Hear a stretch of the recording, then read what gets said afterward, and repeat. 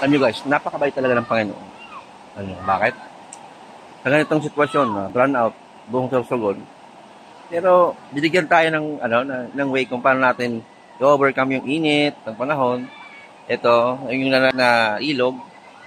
Ano, daming tao. Naliligo.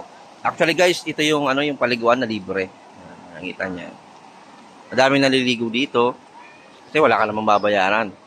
Yung poproblemahin mo lang, kasi dito, pagdating mo, kanya-kanyang pwesto. Naghahanap ka ng pwesto mo. Hindi mo kailangan mag-accept na may mag-accommodate sa'yo dito. You accommodate yourself. Kaya maghahanap ng pwesto mo. Yan. Hindi mo siyang masasabing madumi kasi nga flowing yung tubig. Flowing yung river. Ito yung yung nasa unahan ng tinatawag namin dito sa Ginlahon na Kawayan River. Ito located lang po ito sa campsite Ginlahon, Sorsogon City.